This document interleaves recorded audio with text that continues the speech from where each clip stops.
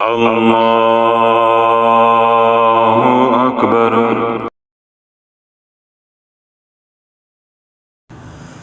ला इलाहा इल्लल्लाह अल्लाहुम्मा सल्ली व सल्लिम व बारिक अला सय्यिदना मुहम्मद। ला इलाहा इल्लल्लाह अल्लाहुम्मा सल्ली व सल्लिम व बारिक अला सय्यिदना व मौलाना शाफिन। आज ये दो दुरूद पाक मैंने आप हज़रात के सामने तिलावत किए हैं, पढ़े हैं। पहला है ला इलाहा इल्लल्लाह अल्लाहुम्मा सल्ली व सल्लिम व बारिक अला सय्यदना मुहम्मद। और दूसरा दुरूद पाक मैंने पढ़ा है ला इलाहा इल्लल्लाह अल्लाहुम्मा सल्ली व सल्लिम व बारिक अला सय्यदना शाफिन। इसके अंदर मुस्तहब है मज़ीद अदब के लिए, ज़ौक़ के लिए, मोहब्बत के लिए आप मौलाना का लफ्ज़ जो है वो जमा कर सकते हैं। तो फिर ये दोनों दुरूद पाक यूँ अब पढ़े जाएंगे ला इलाहा इल्लल्लाह अल्लाहुम्मा सल्ली व सल्लिम व बारिक अला सय्यदना व मौलाना मुहम्मद। और दूसरे वाला यूँ पढ़ा जाएगा ला इलाहा इल्लल्लाह अल्लाहुम्मा सल्ली व सल्लिम व बारिक अला सय्यदना व मौलाना शाफिन।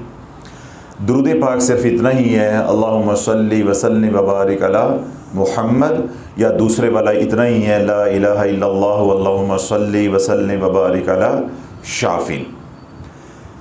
जो पहला दुरूद पाक है उसको दुरूद अहले बैत कहते हैं, और जो दूसरा दुरूद पाक मैंने पढ़ा है ला इलाहा इल्लल्लाह अल्लाहुम्मा सल्ली व सल्लिम व बारिक अला सय्यदना व मौलाना शाफिन, इसको दुरूद शाफिया कबीर कहते हैं। यानी दुरूद शाफिया दो तरह है, एक है दुरूद सगीर और एक है दुरूद कबीर। जो आप अभी पढ़ रहे थे ये दुरूद सगीर है अल्लाहुम्मा सल्ली अला सय्यदना शाफिन। शाफिन क्या है? हुज़ूर अलैहिस्सलाम का सिफ़ाती नाम है, जिस तरह मुस्तफ़ा है, अहमद है, मुज्तबा है, ठीक है, ताहा है, यासीन है, मुज़म्मिल है, मुदस्सिर है। तो ये सारे हुज़ूर अलैहिस्सलाम के क्या हैं? सिफ़ाती नाम हैं। इसी तरह उन सिफ़ाती नामों में से एक नाम हुज़ूर अलैहिस्सलाम का शाफिन है, शीन अल्फ शाह फे दो ज़ेर फिन शाफिन। शाफिन के मानी हैं जो तज़किया नफ्स करे, आने वालों का जो हुज़ूर अलैहिस्सलाम की बारगाह में हाज़िर हों, उनके ज़ाहिर को और उनके बातिन को जो पाक कर दे, जो ख़ुद मुज़क्की हो और दूसरों के नफ्स को जो आलूदा हैं उनको ताहिर बना दे, उनको पाक कर दे, साफ़ कर दे, आलूदगी से मुबर्रा कर दे, तो उसको कहते हैं शाफिन।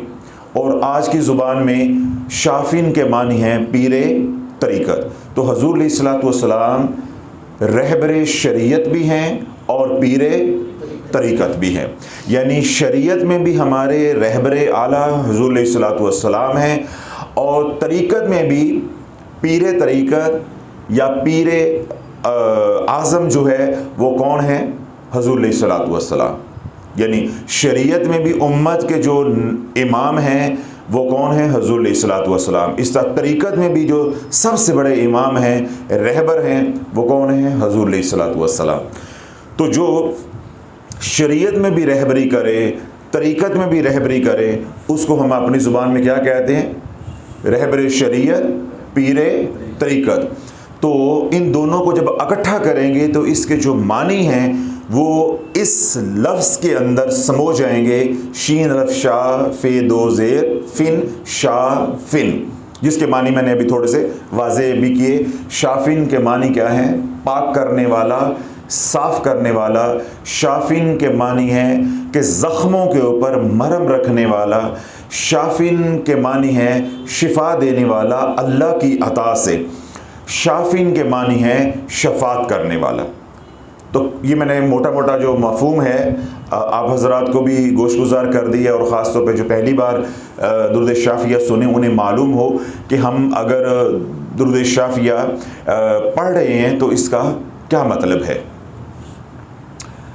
हुज़ूर अलैहिस्सलाम जब मस्जिद से यानी मस्जिद नबवी शरीफ से नमाज़ पढ़ा के बाहर निकलते तो अहले मदीना साइल बन के बर्तनों में पानी लेकर खड़े होते।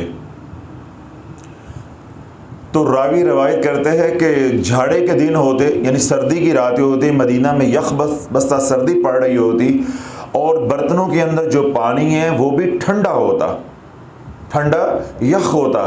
लेकिन हुज़ूर अलैहिस्सलाम के वो लोग इंतज़ार में खड़े होते कि जब सरकार अलैहिस्सलाम मस्जिद से बाहर तशरीफ़ लेकर आएंगे तो जो हम बर्तनों में पानी लेके खड़े हैं, जब इसमें दम कर देंगे, फूंक मार देंगे, पढ़ के कुछ दम करेंगे तो ये फिर पानी क्या बन जाएगा, बरकत बन जाएगा। तो हुज़ूर अलैहिस्सलाम जब मस्जिद नबी से तशरीफ़ लेकर आते नमाज़ पढ़ाने के बाद, तो हुज़ूर अलैहिस्सलाम उन बर्तनों के अंदर अपना यदुल्ला वाला हाथ रख देते और साथ कलाम पढ़ते जाते। तो यूँ वो पानी जो है वो बाइसे शिफा बन जाता। एक आम पानी था, सादा पानी था, किसी भी कुएं का था, लेकिन अब वो क्या बन गया, जब हुज़ूर अलैहिस्सलाम का मुबारक हाथ उसके अंदर छू गया पानी को और साथ हुज़ूर अलैहिस्सलाम ने अपने रब के कलाम को पढ़ा, तो अब वो पानी आबे शिफा बन गया। अब जो वो पीता जा रहा है उसको बदनी और रूहानी बीमारियों की शिफा मिलती जा रही है। तो यूँ जिसके दर से शिफा मिले उसको शाफी कहते हैं, जिसके दर से शिफा मिले उसको शाफी कहते हैं। जो उस दर से जुड़ा हो उसको सैयदना व मौलाना शाफिन कहते हैं। अब यहाँ एक और नुक्ता भी आ गया है, वो इसका मौजू का हिस्सा तो नहीं है, लेकिन क्योंकि मैं अपने नाम के साथ निस्बत लिखता हूँ शाफ़ी, आप हजरात को मालूम है, लेकिन जो सोशल मीडिया पे सुनेंगे उनके जहनों में फ़ौरन भी सवाल ये आ सकता है कि हज़रत साहब आप जो शाफ़ी लिखते हैं वो किस हवाले से आप शाफ़ी लिखते हैं। आपके लिए भी मालूमात के लिए है, जो मैं बारहा अर्ज़ करता रहता हूँ, बिलखुसूस सोशल मीडिया वालों के लिए, मुतल्लक़ीन के लिए, शाफ़ी के मानी है शिफा देने वाला। शाफ़ी के क्या मानी है? शिफा देने वाला। शाफ़ी के मानी है ज़ख्मों पे मरहम रखने वाला, और शाफ़ी के मानी है शफ़ात करने वाला। शिफा देने वाला, शफ़ात करने वाला, ज़ख्मों पे मरहम रखने वाला, पर्दा पोशी करने वाला। अब शाफ़ी जो है ये अल्लाह रब्बुल इज़्ज़त का नाम भी है, सिफ़ाती, तवज्जो रखिएगा, अल्लाह रब्बुल इज़्ज़त का नाम भी क्या है? शाफ़ी, सिफ़ाती नाम है। और हुज़ूर अलैहिस्सलाम का नाम भी शाफ़ी है, सिफ़ाती। जो अस्माउ नबी हैं उनमें एक नाम हुज़ूर अलैहिस्सलाम का शाफ़ी है।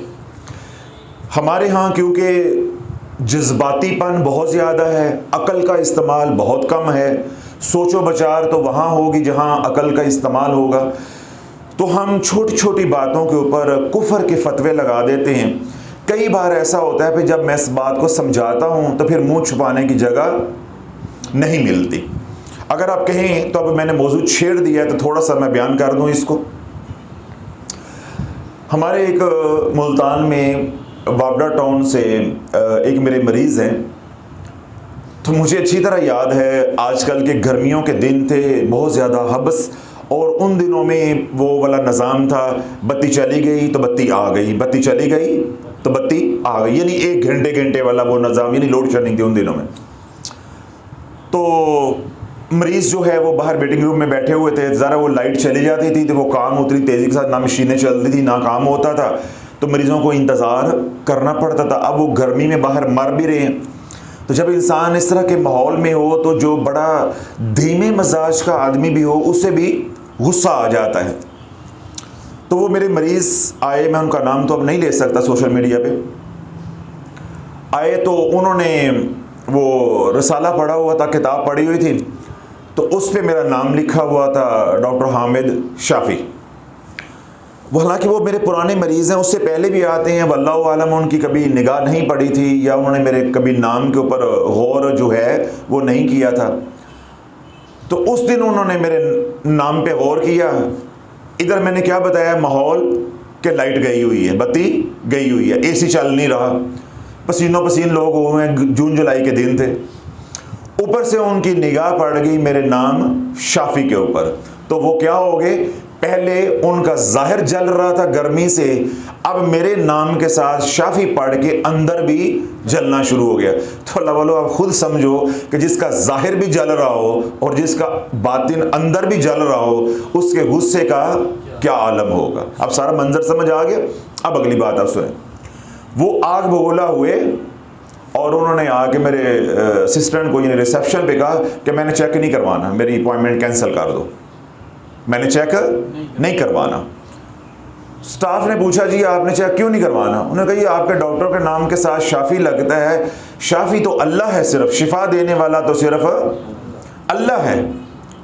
तो आपके डॉक्टर साहब ने अपने नाम के साथ शाफी लिखा हुआ, इसका मतलब है कि डॉक्टर साहब शिफा देने वाले हैं। तो जो डॉक्टर ऐसा मुशरिक हो उससे मैं, या ऐसा बदअकीदा हो उससे मैंने अपना इलाज नहीं करवाना। मैंने आपको पहले बता दिया था कि आपको समझना आसान हो। बाहर क्या है? गर्मी, अंदर लग गई शाफी की वजह से गर्मी, अंदर भी जल रहा है और बाहर भी जल रहा है। तो अब उन्होंने जो बातें कही हैं ये मुनासिब है। इतना गुस्सा तो फिर बनता था, वगरना वो शीशे भी तोड़ सकते थे, जिस तरह पाकिस्तानी कौम का एक मजाज है। ठीक है, वो अपॉइंटमेंट कैंसिल करवा के क्लिनिक से बाहर निकल गई। तो कराची में उन्होंने एक मुफ्ती साहब को फ़ोन किया उसी गुस्से के अंदर कि जी मुल्तान में एक डॉक्टर साहब हैं, तो वो अपने नाम के साथ क्या लगाते हैं? शाफी लगाते हैं। मुफ्ती साहब का भला हो, उन्होंने सारी बात सुन के, वो मुफ्ती साहब भी थे और इंतहाई माजरत और अफसोस के साथ मैं कह रहा हूँ, आप मेरी इस बात की तायीद करेंगे, मैं कई बयानात के अंदर ये कहता रहता हूँ कि उम्मत के अंदर रूहानी इल्म ढूंढना जुए शीर लाने के बराबर है। वो तो है, ज़ाहरी इल्म भी उठता जा रहा है। हालांकि इतने मदारस, इतने शयूख, इतने उलमा, मुहद्दिस, मुफस्सिरीन काम कर रहे हैं, लेकिन इल्म की गहराई नहीं है, नज़र नहीं है। वो रटा रटाया सिलेबस है, नसाब है, बस वही बोले जा रहे हैं, वही बोले जा रहे हैं, या वो तड़के वाले मसाइल हैं उनके ऊपर गिरफ्त है एक दूसरे को नीचा दिखाने के लिए।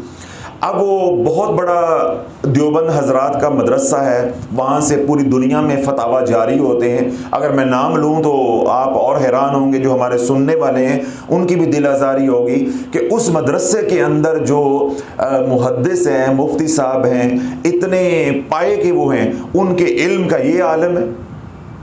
आपने हज़रत साहब 2 मिनट ही बात समझाई, हमें समझ आ गई है। तो मुफ्ती साहब जो सारे दुनिया को फतवे देते हैं, उन्हें मेरे हजूर अलैहिस्सलाम के इस्लाम का इल्म नहीं था। तो मैं नहीं चाहता कि किसी की दिल आज़ारी भी हो और वो मुफ्ती साहब भी क्या है जो है वो किसी की नज़र से गिरें। ज़रा वो उस्ताद मोहतरम है, उन्होंने फ़ोन कर दिया उन मुफ्ती साहब को उसी गुस्से के अंदर कि जी ये बदअकीदा हैं, बरेलवी हैं और इन्होंने अपने नाम के साथ क्या लगाया हुआ है? शाफी लगाया हुआ है। तो शिफा देने वाला तो अल्लाह है। मुफ्ती साहब कहने लगे ये मुझे मालूम नहीं है कि वो क्यों शाफी लगाते हैं, लेकिन मेरा गुमान है कि ये उनका कोई कबीला होगा या कोई उनका कोई पीर खाना होगा, उससे हवाले से लगाया होगा। यानी उन्हें भी कोई समझ नहीं आई, लेकिन उन्होंने थोड़ा सा बात को क्या कर दिया? नरम कर दिया, सूरत हाल को देखते हुए डिफ्यूज कर दिया कि लड़ाई झगड़े वाला मामला ना हो, जिसका बंदा जो है जज्बाती होकर बोल रहा है। तो उन्होंने मामले को क्या कर दिया? हल्का कर दिया, नरम कर दिया, डिफ्यूज कर दिया सूरत हाल को देखते हुए, लेकिन कोई तसल्ली बख्श उन्हें जवाब नहीं मिला। अच्छा, वो थोड़ी देर के बाद दोबारा आ गए, थोड़ी देर के बाद दोबारा आ गए। आपको मालूम है ना कि देसी घी की कढ़ाई खाई हो तो फिर उंगली तो बंदा चाटता है ना। अब अल्हम्दुलिल्लाह हमारा एक मयार है क्लिनिक का, मेरे अल्हम्दुलिल्लाह अल्लाह का शुक्र है। तो अब उनको समझ नहीं आ रही कि अंदर तो मैं लड़के आ गया हूँ, अब जाऊँ तो किधर जाऊँ। थोड़ी देर के बाद आ गए तो कहने लगे मेरी अपॉइंटमेंट आपने कैंसिल कर दी। उन्होंने कहा आपकी अपॉइंटमेंट हमने कैंसिल कर दी है। उन्होंने कहा जी अभी तो मेरा वक्त ही नहीं आया, अभी तो वो वाले मरीज़ बैठे हुए हैं। जिससे मैंने कहा कि लाइट क्योंकि थी नहीं तो काम आहिस्ता आहिस्ता हो रहा था, बार बार लाइट आ रही है जा रही, मशीनें उस तरह चलती नहीं है, तो उनका भी नंबर आया नहीं था। वो आके फिर दोबारा लाइन में घुस गए कि मैंने चेक कराना है। अंदर आए पसीनों पसीन, मुंह फूला हुआ, मुझे कहते हैं डॉक्टर साहब मैंने चेक बाद में करवाना है, पहले मेरे एक सवाल करना, जवाब दें, तो फिर मैं आपको चेक करवाऊंगा, क्योंकि जो मेरे ज़हन में बात आ गई है ना, मुझे आपसे वो तवक्को नहीं है, तो अगर वो बात सही है तो फिर मैंने आपसे इलाज नहीं करवाना। मैंने छूटते ही एक बात कही, मैंने कहा ज़्यादा से ज़्यादा क्या करोगे? जागते रहिएगा। ज़्यादा से ज़्यादा जाफर क्या करोगे? मुझे काफिर कह दोगे? हाँ मैं काफिर हूं, यही कहोगे ना? ज़्यादा से ज़्यादा क्या करोगे? मुझे काफिर कहोगे, मुशरिक कहोगे, बिदती कहोगे, यही कहोगे ना? मैं काफिर हूं। बोलो आप क्या कहते हो? क्या हमारी शरीयत जो है काफिर से, यहूदी से, ईसाई से इलाज करवाने को मना करती है? अगर मना करती है तो यूके क्या लेने जाते हो भाग भाग के? चुप करें, बस बत्ती गुम हो गई। सारा इल्म, सारा फतवा, सारा गुस्सा अंदर वाला भी और बाहर वाला निकल गया। मैं कहा ज्यादा से ज्यादा क्या करोगे या क्या कहोगे? यही कहोगे ना कि मैं काफिर हूं। हाँ मैं काफिर हूं। मुशरिक कहते हो? हाँ मैं मुशरिक हूं। बोलो अब क्या करोगे? इलाज करवाना है कि नहीं करवाना? मुझे सिर्फ इतनी बात दे। बाकी अगर कहें कि मैं किसी का सवाल का यहाँ पे क्लिनिक पे जवाब दूं, तो ये जगह नहीं है। ये दुनिया कमाने की जगह है, इलाज करने की जगह, दुनिया की जगह है। हाँ किसी दीनी मसले पे बात करनी है तो आप खानका आए, बिस्मिल्लाह, जो मुझे आता होगा वो बता दूंगा, जो नहीं आता आपको राह दिखा दूंगा कि फलां जगह जाके पूछ ले। लेकिन यहाँ पे किसी भी किस्म का कोई फिरका वारियत वाला मेरे से ना तो सवाल करना है और ना ही मेरे से कोई बहस करनी, यहाँ को गुंजाइश नहीं।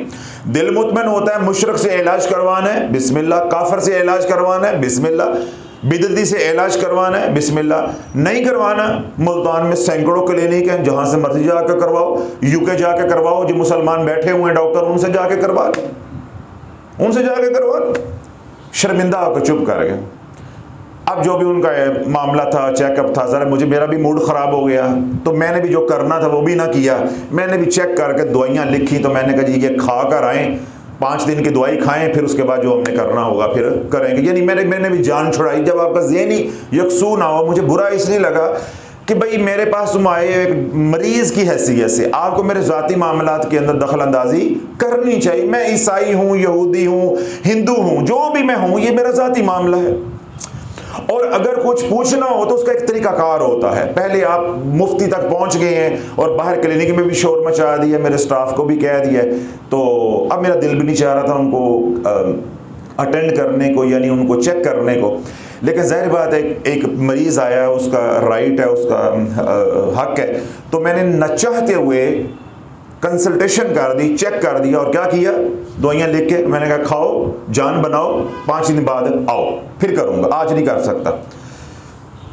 जब वो जाने लगे ना तो मुझे कहते हैं कि डॉक्टर साहब आपकी पहली बार मुझे समझ तो आ गई है, अब आपने ये कह के बात ख़त्म कर दी है कि मैं काफिर हूँ, मैं मुशरिक हूँ, या मैं हिंदू हूँ, या मैं ईसाई हूँ, वो तो मुझे अब समझ आ गया, मेरा दिल मुतमइन हो गया, जो भी आप हैं मैंने तो इलाज करवाना है। लेकिन आप मेरे सवाल का अगर जवाब दे दें तो जो मेरे दिल में या मेरे जहन में आपके बारे में एक मनफी तासुर उभरा है वो ख़त्म हो जाए। मैंने कहा जी बोलें। मैं कहा बाहर जाके अपनी आखरत भी बर्बाद करेगा। मैंने कहा जी बोलें, आप क्या, आपके जहन में खलश है या क्या इश्काल पैदा हुआ? कहने लगे जी वो बाहर मैंने रसाला देखा, देखिए अभी आपका जो पैड है इसके ऊपर भी लिखा हुआ है डॉक्टर हामिद शाफी, तो शाफी तो अल्लाह है। मैंने कहा बस, इतनी बात पे गुस्सा खा गए। फिर उन्होंने मुझे वो सारी बात सुनाई जो मैंने अभी आपको पहले सुनाई है कि मैंने मुफ्ती साहब को फ़ोन किया, फ़लाँ देवबंद के मदरसे के जो मोहतरम हैं उनको फ़ोन किया, उन्होंने मुझे आगे ये कहा, वो सारी बात मुझे सुनाई। मैंने कहा उन्हें भी समझ नहीं आई। कहते जी उन्हें भी समझ नहीं आई, लेकिन उन्होंने ये कहा है कि ये उनका कोई मामला होगा, कोई कबीला होगा, वो ख़ानदान होगा, उसका वो नाम जो है वो लिखते हैं, या उनके को पीर का नाम होगा, उसकी निस्बत से वो लिखते हैं। मैं कहा और कोई जवाब नहीं दिया? कहते और जवाब नहीं दिया। मैंने कहा सुनो, आप क्या कहते हो कि शाफी कौन है? अल्लाह। मैंने कहा हम बात ही शुरू करते हैं बिस्मिल्लाहिर्रहमानिर्रहीम से। ये तो आपको आती है ना, बाकी मैं सिफाती नाम कोई बोलूंगा आपको पता नहीं आता होगा या नहीं आता होगा। रहीम कौन है? बोलो आप। कहते जी अल्लाह। तो मैंने कहा मेरा रब खुद कुरान में फरमाता है लक़द जाअकुम रसूलुम मिन अनफुसिकुम अज़ीज़ुन अलैहि मा अनित्तुम हरीसुन अलैकुम बिल मुमिनीना रऊफ़ुर रहीम। अल्लाह फरमा रहा है, ए मेरे महबूब तू रहीम है। मैंने कहा रऊफ़ कौन है? अल्लाह। मैंने कहा इसी आयत में अल्लाह कह रहा है मेरा महबूब भी रऊफ़ है। मैंने कहा अजीज़ कौन है? कहते अल्लाह। मैंने कहा अल्लाह इसी आयत में फरमा रहा है कि अजीज़ भी मेरा महबूब है। तो चुप। मैंने कहा रहीम होना बड़ी बात है, ये सिफाती नाम उससे कम दर्जे का है, ये उससे कम दर्जे का है। रहीम सिफात इससे बड़े दर्जे की है, इससे बड़े दर्जे की है। तो जब हजूर अलैहिस्सलातु वस्सलाम रहीम हैं तो शाफिन क्यों नहीं हो सकते? शाफिन क्यों नहीं हो सकते? चुप करके। अब उन्हें कोई बात समझ नहीं आ रही। फिर मैंने तंजन, फिर तब आपको पता ना, फिर भी मेरे अंदर भी वो डॉक्टर हामिद आ जाता है, कभी कभी वो रूह आ जाती है निचतर वाली। फिर मैंने इसलिए बात अंदर नहीं रखी, मैंने साफ कहा कि फिर मैंने तंजन कहा। मैंने कहा वो जो काले कोट पहन के फिर रहे होते हैं कचहरी में, गर्मियों में भी टाई लगा के, उनको आप क्या कहते हैं? कहते हैं वो वकील ना निकल कर दे। मैं हाँ जी वकील। तो मैं कहा वकील तो अल्लाह है, हस्बुनल्लाह व निअमल वकील। तो वकील तो अल्लाह है। तो आप वकीलों को करोड़ करोड़ गालियां भी निकालते हो और साथ वकील भी कहते हो। फिर मैंने कहा जिस मौलाना साहब से आपने मेरे बारे में पूछा है, फंसुरना अलल कौमिल काफिरीन, अंत मौलाना फंसुरना अलल कौमिल काफिरीन। मैं कहा मौलाना तो अल्लाह है। अभी आप मौलाना को फोन करके आ रहे। फिर माशाल्लाह सिटी भी गुम हो गई, तो जहां वो सिटी लग रखते हैं ना, जो उसकी स्लॉट होती है, वो भी खत्म हो गई। फिर तो अल्लाह वालों ये हमारा जज्बातीपन है। तो क्योंकि मैंने पहले कहा कि हम अपनी अकल को इस्तेमाल नहीं करते। किसी की कोई सिफात नहीं है, सब सिफात अल्लाह की हैं, हकीकी हैं, कदीमी हैं, हमेशा से हैं, हमेशा रहेंगी। मखलूक के अंदर क्या है? जो जो सिफात हैं वो अल्लाह की अता हैं, वो अताई हैं, वक्ती हैं, हमेशा से नहीं थी मगर हमेशा रहेंगी, क्योंकि मरने के बाद भी वो सिफात चलती रहेंगी। अल्लाह की सिफात क्या है? पहले भी थी, अब भी हैं और हमेशा रहेंगी। हजूर अलैहिस्सलातु वस्सलाम की सिफात क्या है कि जब से हजूर अलैहिस्सलातु वस्सलाम को अल्लाह रब्बुल इज्जत ने आपकी रूह मुबारक को तख्लीक फरमाया, तब से वो सिफात हैं, आज भी हैं और हमेशा रहेंगी। समझ आ गई? और ये किसकी अता है? अल्लाह की। जिस तरह रहीम हकीकी अल्लाह है, तो अल्लाह की अता से हजूर अलैहिस्सलातु वस्सलाम रहीम हैं। अजीज हकीकी अल्लाह है और अल्लाह की अता से हजूर अलैहिस्सलातु वस्सलाम अजीज हैं। रऊफ हकीकी कौन है? अल्लाह है। अल्लाह की अता से हजूर अलैहिस्सलातु वस्सलाम रऊफ है। इसी तरह शाफी हकीकी अल्लाह है और अल्लाह की अता से हजूर अलैहिस्सलातु वस्सलाम शाफी हैं। इतनी बात जितनी मैंने की है, इतनी मैंने की, तो फिर माशाअल्लाह अंदर भी ठंडा ठार ते बाहर भी ठंडा ठार। फिर मैंने अगली बात कही। मैंने कहा अब मैं शाफी कहलवाऊं तो आपको कोई एतराज़ तो नहीं? कहता नहीं अल्हम्दुलिल्लाह जी सारी बात वाज़ेह हो गई है। मैंने कहा मैं वो शाफी नहीं हूं। आप तो इस बात में भी राजी हो गए कि अब आप कहलवाओ तो मुझे कोई एतराज़ नहीं है। मैं वो शाफी नहीं हूं, मैं वो शाफी नहीं हूं। मैंने कहा हजूर अलैहिस्सलातु वस्सलाम का एक इस्म पाक है, सिफाती नाम। कभी फुर्सत मिले किसी भी कंपनी का कुरान मजीद आप खोलें तो इस तरफ अस्माउल हुस्ना होते हैं और इस तरफ अस्माउल नबी होते हैं। तो अस्माउल नबी पर इस तरफ यानी बाईं तरफ आप खोलेंगे 14वां 15वां 16वां 17वां यानी तीसरी लाइन चौथी लाइन के अंदर आपको ये नाम अमूमी तौर पे मिल जाएगा। शीन लफ्शा फे दो ज़ेर फिन, ये हजूर अलैहिस्सलातु वस्सलाम का सिफाती नाम है शाफिन। और शाफिन के मानी है शफात करने वाला, शफात करने वाला। तो मैं उस हजूर अलैहिस्सलातु वस्सलाम के नाम मुबारक के फैज़ान या निस्बत की वजह से शाफी कहलवाता हूं।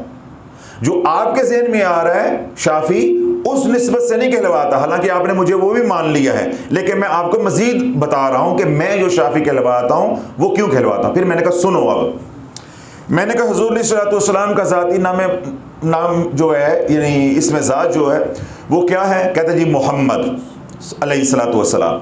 तो मैंने कहा मोहम्मद, अगर उम्मत हो हुजूर अलैहिस्सलातु वस्सलाम की, यानी उम्मत हो मोहम्मद की, तो वो कौन सी उम्मत कहलवाएगी?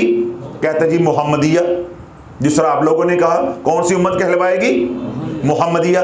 तो मैंने कहा इज्तमाई तौर पे उम्मत की बात करेंगे तो कौन सी उम्मत कहलवाएगी? मोहम्मदिया। तो उस उम्मत मोहम्मदिया के एक फर्द की बात करेंगे तो वो क्या कहलवाएगा? कहते हैं जी मोहम्मदी। क्या कहलवाएगा? मोहम्मदी। मजा आ रहा है? यानी मैं उसको किस लाइन पर लेकर आ रहा हूं।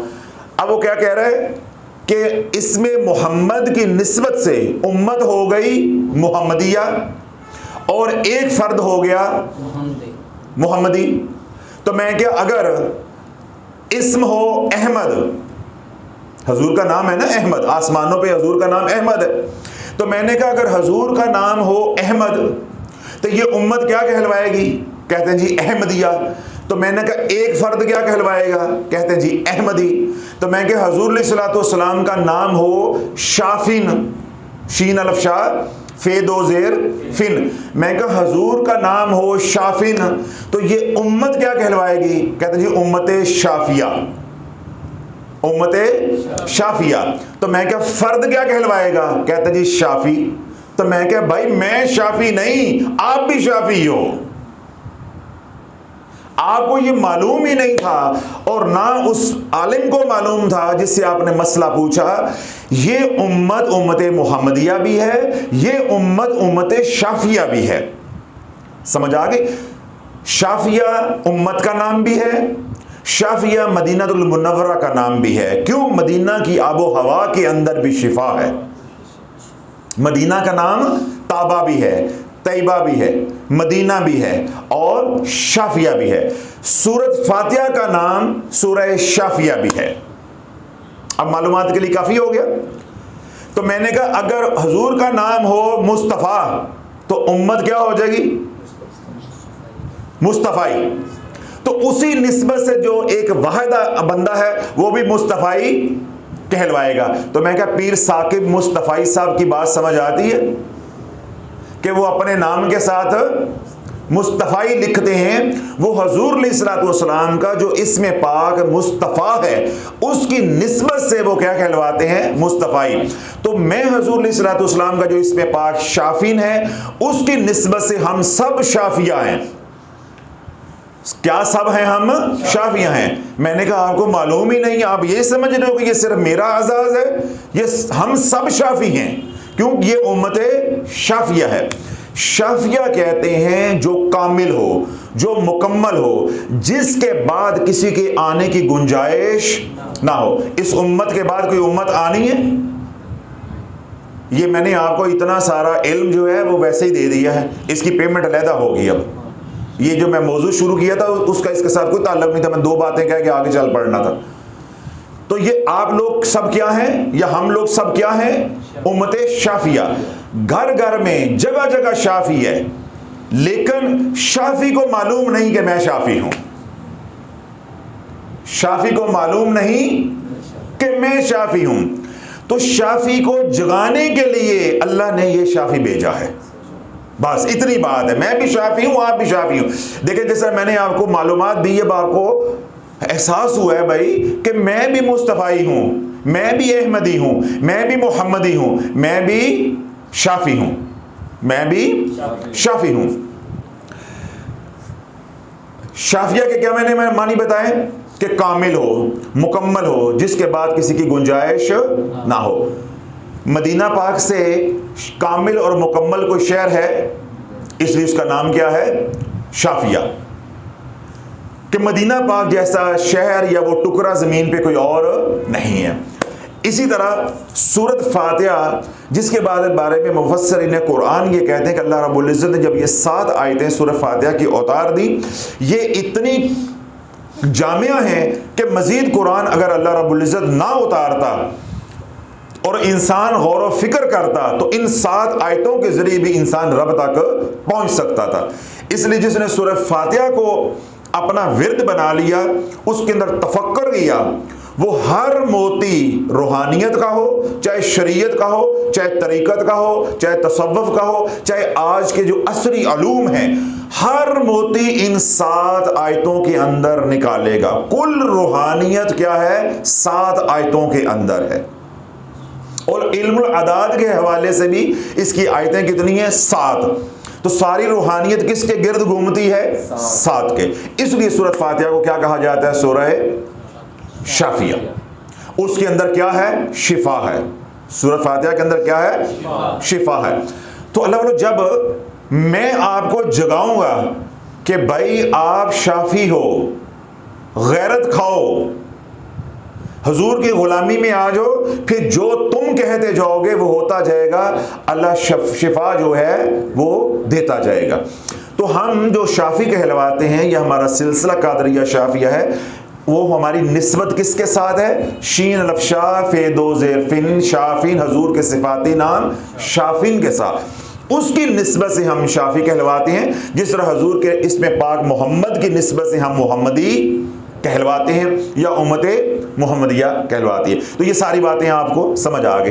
अब जो दुरूद पाक यूं पढ़ा जाता है, ला इलाहा इल्लल्लाह अल्लाहुम्मा सल्ली व सल्लिम व बारिक अला सय्यिदना व मौलाना शाफिन, इसको दुरूद शाफिया कहा जाता है। अब ये मैंने देखें पढ़ा है, ला इलाहा इल्लल्लाह अल्लाहुम्मा सल्ली व सल्लिम व बारिक अला सय्यिदना व मौलाना शाफिन। पहले मैंने पढ़ा है ला इलाहा इल्लल्लाह, उसके बाद कमली वाले पे दुआए रहमत, दुआए सलामती और दुआए बरकत जो है वो पढ़ी है। तो ये दोहरा जिक्र हो जाता है। इसको क्या कहते हैं? दोहरा जिक्र। यानी एक तरफ जिक्र इलाही है और एक तरफ जिक्र रसूल सलातु व सलाम है। ये जो दुरूद शाफिया है, जब तवज्जो रखनी है, बात खत्म हो रही बस। मैंने क्या कहा था कि शाफिया के मानी क्या है कि इसके बाद किसी की हाजत ना रह जाए, यानी जो इंतहाई जामिया, कामिल और मुकम्मल हो, अकमल हो, कि उसके बाद किसी की हाजत ना रह जाए। ला इलाहा इल्लल्लाह क्या है? अफजलुल ज़िक्र, सबसे अफजल जिक्र क्या है? ला इलाहा इल्लल्लाह। सैयदना अब्बास रज़ी अल्लाह अन्हु रवायत करते हैं, हुज़ूर अलैहिस्सलातु वस्सलाम ने इरशाद फरमाया कि जिसने एक बार कहा ला इलाहा इल्लल्लाह, उसके सारे गुनाह माफ़। जिसने 2 बार कहा ला इलाहा इल्लल्लाह, उसके ऊपर अल्लाह जहन्नम के 7 दरवाजे बंद कर देगा। और जिसने 3 बार कहा ला इलाहा इल्लल्लाह, अल्लाह जन्नत के 8 दरवाजे उसके ऊपर खोल देगा। अब ला इलाहा इल्लल्लाह की इतनी फजीलत है कि सारी ज़िंदगी भी मैं कलाम करता रहूं तो ला का हक अदा नहीं हो सकता, इल्लल्लाह का हक कौन अदा करेगा? ठीक है, ये सिर्फ मैंने एक तबरकन आपको जो है एक रवायत का मफहूम आपके सामने रखा है कि आपको ये मालूम हो जाए, इदराक नसीब हो जाए कि ला इलाहा इल्लल्लाह कितना बड़ा जिक्र है। 100 साल का काफर हो, मुशरक हो, वो एक बार कह दे ला इलाहा इल्लल्लाह, अल्लाह उसका सारा शिर्क, उसके सारे गुनाहों को क्या कर देगा? माफ कर देगा। अब मेरा आपसे सवाल, अगर आप जाग रहे हैं, ये दुरूद पाक कौन सा है? दुरूद शाफिया। इसका पहला हिस्सा क्या है? ला इलाहा इल्लल्लाह। शिर्क की नजासत को हटाने के लिए, गुनाहों से पाक होने के लिए, नहूसत से पाक होने के लिए, जिसने कह दिया ला इलाहा इल्लल्लाह, यानी अल्लाह की तौहीद पे ईमान ले आया, वहदानियत पे ईमान ले आया, इकरार कर लिया, क्या उसको इसके बाद किसी जिक्र की हाजत रह जाएगी? बोलो, नहीं रह जाएगी। इसी तरह जिसने कमली वाले पे दुरूद पढ़ दिया, इससे अफजल कोई और जिक्र रसूल होगा? नहीं होगा। ना इस दुरूद से अफजल कोई जिक्र रसूल है और ना कलमे से कोई अफजल जिक्र इलाही है। सबसे अफजल जिक्र कौन सा है? ला इलाहा इल्लल्लाह। तो अब मैं बात को दोबारा समेट देता हूं कि ला इलाहा इल्लल्लाह से अफजल कोई जिक्र इलाही नहीं है और दुरूद पाक से अफजल कोई जिक्र रसूल नहीं है। जब इसके बाद कोई है ही नहीं, तो इसलिए इस दोहरे जिक्र को कहा जाता है दुरूद शाफिया। दुरूदे शाफिया, यानी इसके बाद फिर किसी की हाजत रहती नहीं है। अल्लाह करे आपको भी ये बात समझ आ जाए और जो सुनने वाले हैं उन्हें भी ये बात समझ आ जाए। अगर उन्हें ये बात समझ आ जाएगी तो इंशाअल्लाह ज़िंदगी भर वो कभी वज़ाइफ नहीं करेंगे कि हमें अल्लाह का जिक्र भी मिल गया जो सबसे अफजल है और हमें हजूर अलैहिस्सलाम का भी जिक्र मिल गया जो सबसे अफजल है। जब सब कुछ जो बाद में है वो इससे कम दर्जे का है तो हम किधर भाग रहे हैं, हम किधर भाग रहे हैं। लेकिन उम्मत जो है वो बाज नहीं आ रही। तो मैं ये खुसूसी तौर पे ये जो बयान है ये कमली चैनल पे जो लोग सुनते हैं उनके लिए कर रहा हूँ और बिलअमूम तो सबके लिए, सारी उम्मत के लिए है। खुसूसी तौर पे जो कमली चैनल के जो सामीन हैं, फॉलोअर्स हैं, सब्सक्राइबर हैं, मुतल्लकीन हैं, मुखलिसीन हैं, उनके लिए है कि वो उनके दिल में अल्लाह ये बात उतार दे कि जब हमने दुरूद शाफिया पढ़ लिया तो फिर हमें किसी वजीफे की ज़रूरत नहीं रह जाती। ला इलाहा इल्लल्लाह से जादू टूटेगा और दुरूद शाफिया अल्लाहुम्मा सल्ली व सल्लिम व बारिक अला सय्यिदना व मौलाना शाफिन से रिज़्क़ के दरवाजे खुलेंगे। बंदिश जो है वो ला इलाहा इल्लल्लाह से टूटेगी। आफियत के दरवाजे, रहमत के दरवाजे, सलामती के दरवाजे, खैर व बरकत के दरवाजे जो है वो ज़िक्र रसूल अलैहिस्सलातु वस्सलाम यानी दुरूद शाफिया से खुलेंगे। जो मेरे मुकद्दर और नसीब का अल्लाह वो भी देगा और उसमें बरकतें भी डालेगा। तो मुझे किसी और वज़ाइफ की ज़रूरत नहीं है। ये ना हो कि मैं वज़ाइफ करता करता दोबारा जो है वो रज्जत का शिकार हो जाऊँ। आज मुझे लाहौर से मेरी जो बड़ी बहन है उनका फ़ोन आया। उन्होंने मेरा कोई बयान सुना तो मुझे कहने लगी अभी उम्र पे गई हुई थी तो आजकल में ही वो आई हैं। तो उन्होंने मुझे मैसेज किया, फिर मैंने जब वक्त पे देखा तो मैंने उनसे बात की तो मुझे उन्होंने कहा कि भाई आप अपना खून जो है इतना जलाते हो, कुड़ते रहते हो बयान के दौरान भी, तो आप किस काम लग गए हो? बस ठीक है आप अपना बयान करो, जो लोगों को समझाना है वो समझाओ। तो आप इतना सख्त बोलते भी हैं, अपने आप को भी जलाते हैं और लोग भी क्या समझते होंगे जी हमें ये इतना सख्त बयान जो है वो करते हैं। तो मुझे वो समझा रही थी हमारी माँ की जगह पे हैं तो आप यानी उनके कहने का मकसद ये था कि आप पोला पोला, खिजर साहब समझ रहे हो ना, पोला पोला हाथ रखो तो पोला पोला बयान करो। फिर मैंने समझाया, मैं क्या बहन बात ये है कि ये बाज आते हैं, ये बाज आते हैं, ये सब कुछ करने के बाद सुनने के बाद भी कहते हैं हजरत साहब वो या लतीफ़ू वाला वजीफा ना करना साहब, हजरत साहब मैं दुरूद पाक पढ़ रही हूँ साथ में वो सूरत तौबा की आखिरी 2 आयात ना पढ़ लूँ, हजरत साहब मैं फ़लान दुरूद पाक के साथ इस्तग़फ़ार पढ़ रही हूँ तो वो हजरत साहब मैं सूरत तारक ना थोड़ी सी पढ़ लूँ। वो क्या कहते हैं, वज़ाइफ के समंदर से, वज़ाइफ के समंदर से मुझे 2 वजीफे कर लेने दे, वज़ाइफ के समंदर से मुझे 2 वजीफे कर लेने दे, जिस मस्ती में हूँ मुझे जीने दे, जिस मस्ती में मैं हूँ मुझे जीने दे।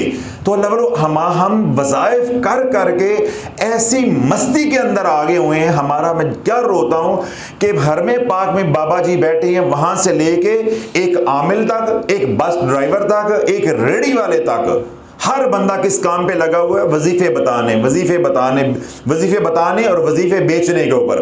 तो उम्मत का यकीन बन गया हुआ है कि वज़ाइफ से काम बनेगा। और मैं कह रहा हूं अगर वजीफा करना भी है तो मैं आपको दुरूद शाफिया दे रहा हूं और दलाइल के साथ बात कर रहा हूं कि ला इलाहा इल्लल्लाह से अफजल कोई जिक्र नहीं है। अल्लाह वालों ये मैं नहीं कह रहा, जिसका आपने कलमा पढ़ा है वो फरमा रहे हैं कि अफजल जिक्र ला इलाहा इल्लल्लाह। ये हदीस है, क़ाल रसूलुल्लाह सल्लल्लाहु अलैहि वसल्लम।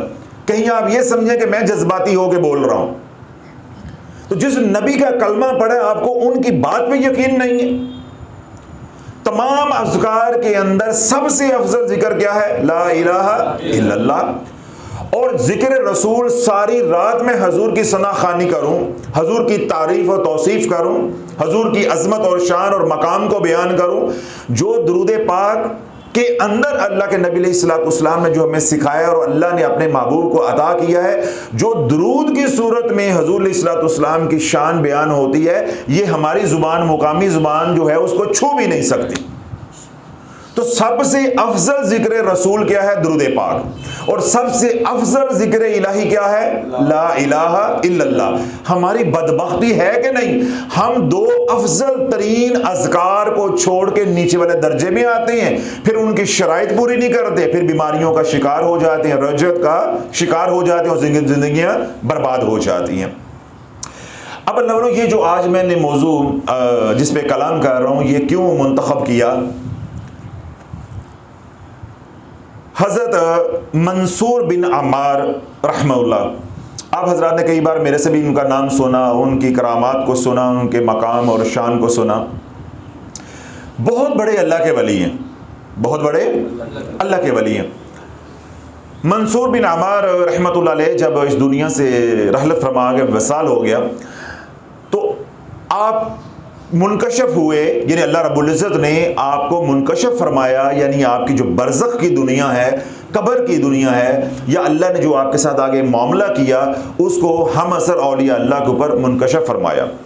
तो जो आपके हम असर औलिया अल्लाह हैं, वो इंसाइक्लोपीडिया ऑफ दुरूद पाक के अंदर ये हक़ाइक़ को बयान किया जाता है, रवायत किया जाता है, लिखा जाता है कि जो हम असर औलिया अल्लाह थे, उनके ऊपर हज़रत मंसूर बिन अम्मार रहमतुल्लाह की जो आखिरत की ज़िंदगी है, या जो अल्लाह रब्बुल इज़्ज़त ने आपके साथ बर्ताव किया, मामला किया, उसको बयान करते हुए वो रवायत करते हैं कि जब मंसूर बिन अम्मार रहमतुल्लाह को अल्लाह की बारगाह में पेश किया गया, तो औलिया अल्लाह ने पूछा कि मंसूर तेरे साथ रब ने फिर क्या बर्ताव किया? तो फिर मंसूर बिन अम्मार आगे से फरमाते हैं कि जब मुझे रब की बारगाह में पेश किया गया, तो रब ने बड़े जलाल के साथ, तवज्जो है, अल्लाह रब्बुल इज़्ज़त ने बड़े जलाल के साथ मुझे आवाज़ दी, तुम हो मंसूर बिन अम्मार, तुम हो मंसूर बिन अम्मार। तो मंसूर बिन अम्मार रहमतुल्लाह फरमाते हैं कि मैंने रब की बारगाह में अर्ज़ की, ए रब्बुल आलमीन, मैं ही हूँ मंसूर बिन अम्मार, मैं ही हूँ मंसूर बिन अम्मार। अल्लाह रब्बुल इज़्ज़त ने दूसरा सवाल बड़े जलाल के साथ किया, तुम वही मंसूर बिन अम्मार हो जो मिंबर रसूल पे बैठ के मेरी मखलूक को, यानी मेरे बंदों को दुनिया से भगाते थे, नफरत दिलाते थे और खुद दुनिया की रग़बत करते थे। यानी तुम वही हो जो मिंबर पे बैठ के वाज़ व नसीहत, तकरीरें तो करते थे और लोगों के अंदर रग़बत दिलाते थे आखिरत की, दुनिया से दूर करते थे, दुनिया की नफरत डालते थे, लेकिन अपने अंदर क्या थी? दुनिया की रग़बत थी, दुनिया की मोहब्बत थी। तुम वही हो? तो मंसूर बिन अम्मार फरमाते हैं कि मैंने रब की बारगाह में अर्ज़ की, या अल्लाह, मैं वही हूँ, मैं वही हूँ। तो फिर मंसूर बिन अम्मार फरमाते हैं कि जब रब जलाल में था, तो रब ने जब मैं पहला सवाल मेरे से क्या किया कि तुम हो मंसूर बिन अम्मार, मैंने क्या अर्ज़ की, ए रब्बुल आलमीन, मैं ही हूँ मंसूर बिन अम्मार। फिर रब ने कहा तो वही है जो मिंबर रसूल पे बैठ के जो है वो दूसरों को तो दुनिया से दूर करता था, खुद दुनिया के पीछे भागता था। तो मैंने अर्ज़ की, या अल्लाह, मैं वही मंसूर बिन अम्मार हूँ। मंसूर बिन अम्मार रहमतुल्लाह फरमाते हैं कि मैंने रब की बारगाह में अर्ज़ की कि या अल्लाह, तू गवाह है, तू जानता है कि जब भी मैं मिंबर रसूल पे बैठा, जब भी मैं मिंबर रसूल पे बैठा, पहले मैंने तेरी तौहीद को बयान किया, तेरी वहदानियत को बयान किया, तेरी किबरियाई जो है वो बयान की, तेरी रबूबियत को बयान किया, तेरी उलूहियत को बयान किया, तेरी बुजुर्गी को बयान किया, फिर तेरे महबूब पे दिल खोल के दरूद पढ़ा। फिर तेरे महबूब पे मैंने क्या किया? दिल खोल के दरूद पढ़ा, यानी कसरत से दरूद पढ़ा। उसके बाद मैंने वाज़ व नसीहत की, उसके बाद मैंने वाज़ व नसीहत की, या अल्लाह, इसके बावजूद भी अगर मेरे दिल में दुनिया की मोहब्बत रह गई, तो या अल्लाह, मैं माफ़ी चाहता हूँ।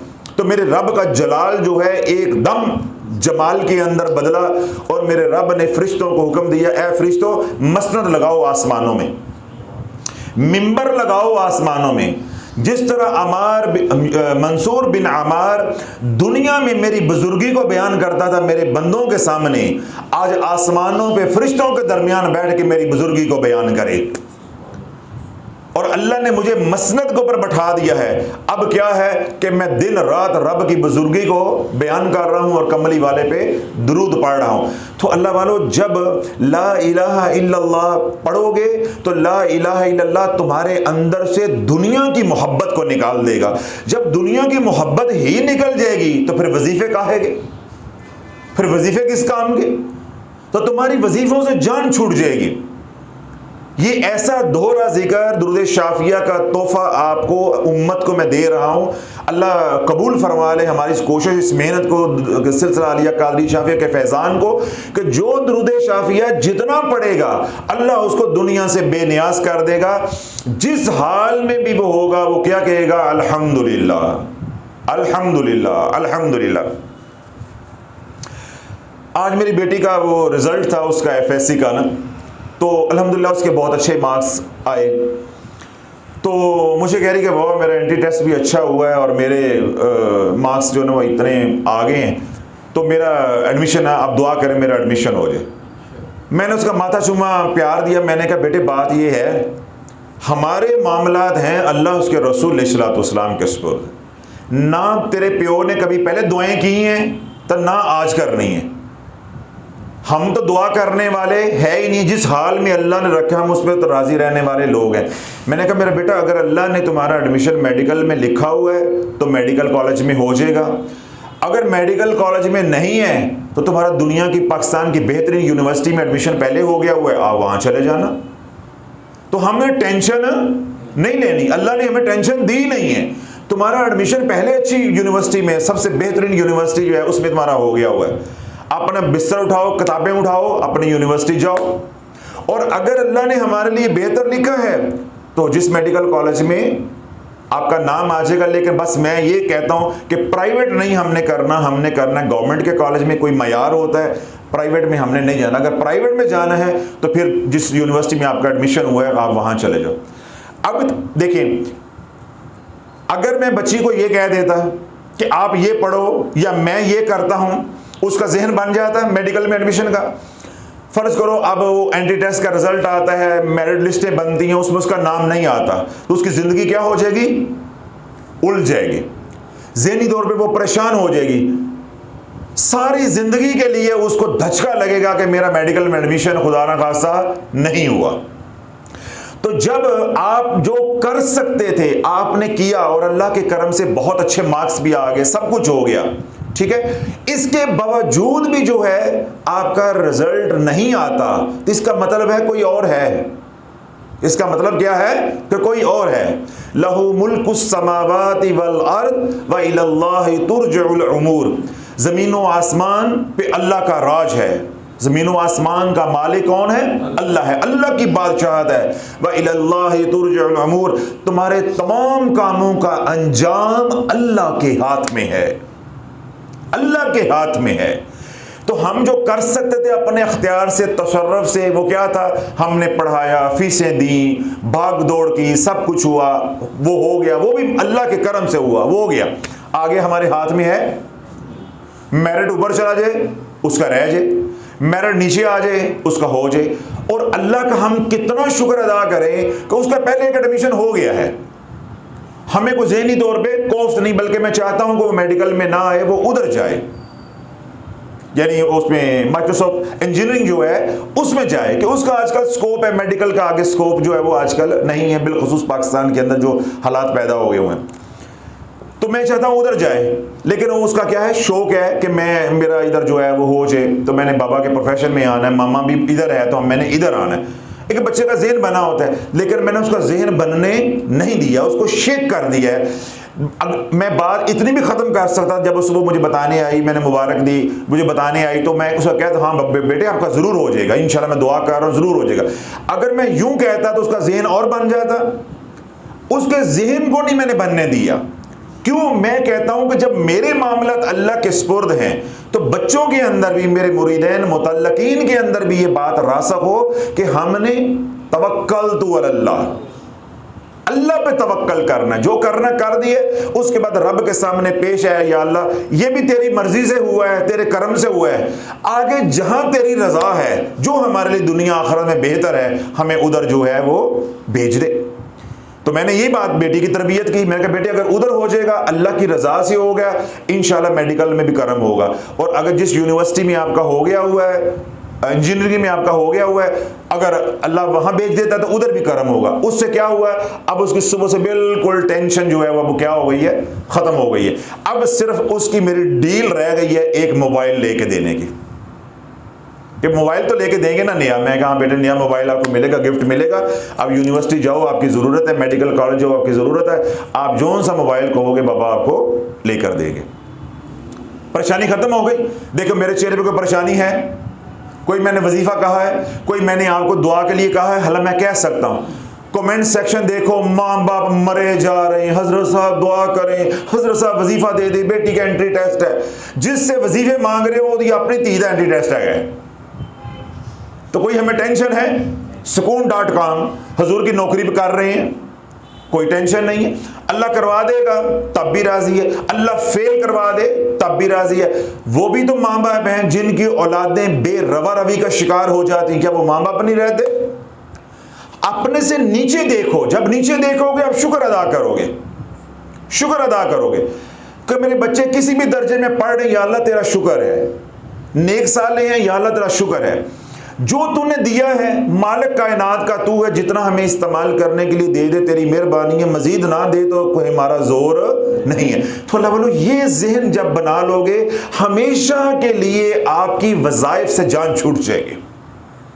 यानी मैं एक फिक्रा बोलता होता हूं, मैं दोहरा देता हूं कि जो मुयस्सर है वही मुअस्सर है, जो दस्तयाब है, जो अल्लाह ने दिया हुआ है उस पर राजी हो जाओ। जिस तरह मैंने अपने घर की मिसाल दी कि अल्लाह ने पाकिस्तान की नंबर 1 यूनिवर्सिटी में उसका एडमिशन करवा दिया है, तो अल्लाह ने हमें दे दिया घर बैठे। और एडमिशन भी कैसे हुआ, एडमिशन बंद हो गए थे, सुन रहे हैं, एडमिशन बंद हो गए थे। ऐसे में बैठा हुआ मेरे पास बच्चे बैठ के अपनी मैं जो रियासत करवाता हूँ, सारे बहन भाई बैठे हुए थे तो कर रहे थे। मैंने बेटी का नाम लेकर कहा, मैं कहा बेटे वो फलां यूनिवर्सिटी में नहीं आपने अप्लाई किया? कहती पापा मैंने मेडिकल में जाना है तो मैंने उसमें नहीं अप्लाई किया। तो मैंने कहा नहीं बेटे उसमें अप्लाई करना है और फौरन करना है, आप करो बाद में देखेंगे। खैर उसने चाहते न चाहते उसको ना अप्लाई कर दिया। ऑनलाइन आजकल आपको पता सारा कुछ होता है, तो अप्लाई कर दिया, फीस दे दी उनकी है। अच्छा मैंने पूछा थोड़े दिन के बाद, तो मैंने कहा तो आपका जो है वो कब है एंट्री टेस्ट? उसने बताया जी 10 ये सितंबर को जो है वो होना है, यानी ये जो एतवार गुजरा है। मैंने कहा ठीक है। मैंने लाहौर फ़ोन किया, उन्होंने बताया जी आज आखिरी तारीख है यूनिवर्सिटी की। मैंने वहीं कह के ला के उसकी वहीं फ़ीस जमा करवाई। अल्हम्दुलिल्लाह अल्लाह पाक का एहसान, उस करीम का करम, मेरे लजपाल मेरे हजूर अलैहिस्सलाम की निगाह करम कि उसका एडमिशन 50% जो है वो स्कॉलरशिप होता है, फुल स्कॉलरशिप के ऊपर उसका एडमिशन हो गया। यानी अब मुझे वहां से इतनी फीस देनी पड़ेगी जितनी आप अपने 5वीं क्लास के बच्चे की प्राइवेट स्कूल में देते हैं, इतनी महीने की उसकी फीस है। बाकी सारे का सारा किस पे हो गया? स्कॉलरशिप, क्योंकि वो टॉपर है, स्कॉलरशिप पे हो गया। अब अल्लाह वाला मुझे घर बैठे मिल गया। अब मैं उसको कह रहा था कि बेटे अगर उधर आपने एडमिशन ना लिया होता, इधर आपका एंट्री टेस्ट रह जाता या मार्क्स अच्छे ना आते, कुछ भी हो सकता है, तो फिर आप किधर जाते? अल्लाह की रजा पे राजी रहना सीखो। हो जाए शुक्र अदा करो, ना हो तो उससे बढ़ के शुक्र अदा करो और राजी हो जाओ कि मेरे लिए यही रास्ता बेहतर था। किसी को मालूम नहीं था, अल्लाह ने मेरे बाबा के दिल में डाला और बाबा ने करवा दिया और मेरा रास्ता खुल गया, मेरा साल ज़ाया होने से बच गया। तो अल्लाह जब हमेशा नीचे देखोगे तो क्या होगे? राजी रहोगे। जब ऊपर देखोगे तो दुनियादारों के दर पे जाके जब मंगते बन के हाथ भी फैलाओगे और मिलेगा भी कुछ नहीं। मैंने उनसे स्कॉलरशिप मांगा, जब हमने अप्लाई किया, डॉक्यूमेंट्स भेजे, उन्होंने कहा जी आपकी बच्ची का मेरिट, हमारा जो मेरिट बनना उसमें टॉप पे है, आप स्कॉलरशिप ले लें। उन्होंने कहा ठीक है स्कॉलरशिप दे दें। बल्कि एक स्कॉलरशिप उन्होंने और कहा, मैंने कहा जी हमने ये नहीं लेना, ये मुस्तहिक जो लोग होते हैं उनके लिए मुझे इसकी ज़रूरत नहीं है, बाकी जो थोड़ी बहुत फ़ीस है वो मैं दूंगा। वो ना होने के बराबर फ़ीस है, तो मैं अब क्यों लालच करूं? ये जो मुस्तहिक हैं उनके लिए होता है, ये हमारे लिए नहीं है। बाकी जो जितना आपका रूल था, कानून था, वो आपने मेरे कहे बगैर जब दे दिया तो आपको अल्लाह जज़ाए खैर दे। तो अब अल्लाह वालों मैंने मांगा भी नहीं है तो अल्लाह दे रहा है। तो जब दुनिया के कुत्ते बन जाओगे तो वजीफे पढ़ोगे भी, अल्लाह देगा कभी नहीं। क्यों? तुम अल्लाह की तकसीम पे राजी नहीं हो, अल्लाह की रजा पे राजी नहीं हो। फिर मेरी बेटी कहने लगी, बाबा अगर मेरा इधर मेडिकल में हो जाता है तो उधर जो फीस दी हुई है उसका क्या बनेगा? मैंने कहा फीस किसने दी थी? कहते आपने दी थी। मैं कहा मुझे किसने दी थी? अल्लाह ने। तो मैं कहा अल्लाह मेडिकल कॉलेज की भी दे देगा। ज़ाया किसकी गई? कहती आपकी। मैं कहा मेरी कब ज़ाया गई? अभी तो आप कह रहे हो कि पैसे किसने दिए थे? अल्लाह ने। तो मैं कहा ज़ाया अल्लाह का हुआ, मेरा थोड़ा ही हुआ। तो अल्लाह का माज़अल्लाह ज़ाया नहीं होता। जब अल्लाह का ज़ाया नहीं होता तो अल्लाह वालों का ज़ाया नहीं होता, क्योंकि उनकी निस्बत अल्लाह के साथ होती है। तो मैं कहा हमारा ज़ाया नहीं होता। अगर मेडिकल की फ़ीस दोबारा देनी पड़ती है तो इंशाल्लाह हम देंगे, अल्लाह जो उधर है उसका भी कोई हल निकाल देगा, नहीं तो अल्लाह अपने ख़जानों से और दे देगा, और दे देगा। तो यूँ अल्लाह वालों, ये मैंने सारी बात अपनी ज़ाती इसलिए आपके साथ की है कि अपने बच्चों की तरबियत इस तरह करोगे, क्या होगा, सारी ज़िंदगी वो सुखी रहेंगे, वज़ाइफ से दूर रहेंगे, अल्लाह की रज़ा के ऊपर राज़ी रहेंगे। वज़ाइफ हम कब पढ़ते हैं? जब हमारा मन का जो सवाल है वो पूरा नहीं होता, हमारी ख्वाहिश पूरी नहीं होती, हमारी तमन्ना और आरजू पूरी नहीं होती। फिर हम क्या करते हैं? जो मैं चाह रहा हूं वैसे हो, तो उसको वैसे करने के लिए फिर हम क्या करते हैं? वजीफे पढ़ते हैं। तो मैं आपको क्या सिखा रहा हूं, या उम्मत को किस तरफ लेके आना चाहता हूं कि वैसे हो जो जैसे अल्लाह चाहता है। मन काना लिल्लाहि काना अल्लाहु लहू काला रसूलुल्लाहि सल्लल्लाहु अलैहि वसल्लम। तुम अल्लाह के हो जो, अल्लाह तुम्हारा हो जाएगा। फिर जिसका अल्लाह हो जाता है उसकी सारी खुदाई हो जाती है। हम तो मोटी मोटी बात करते हैं, तवील तो कर ही नहीं रहे कि इधर से आओ, इधर से आओ, कान इधर से पकड़ो या इधर से पकड़ो।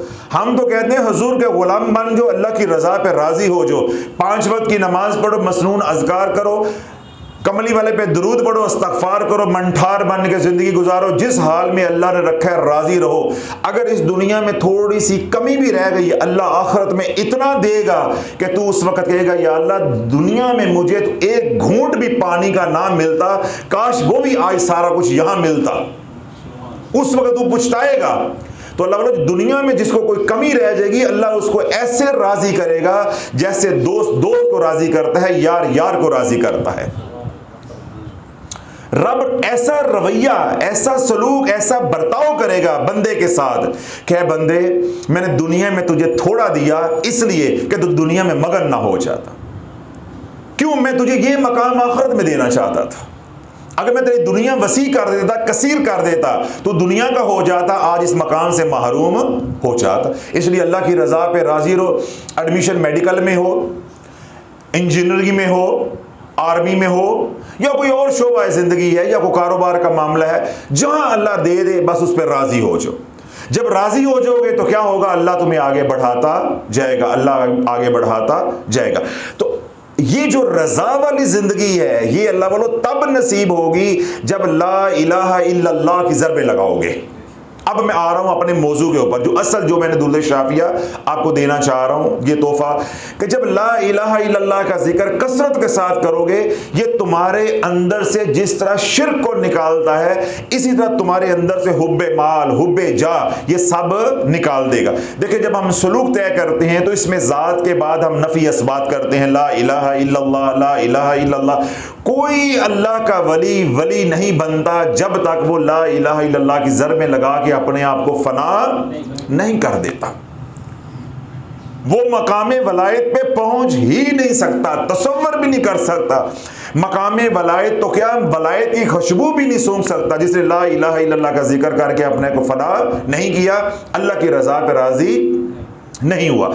तो जब ला इलाहा इल्लल्लाह का जिक्र करोगे तो ये क्या होगा? अंदर से जो हुब्बे माल है, हुब्बे जा है, बोझ है, कीना है, नफरत है, गुस्सा है, ये सारी अमराज़ रजीला को जब निकाल देगा तो अंदर क्या हो जाएगा? मुतमिन। क्या हो जाएगा?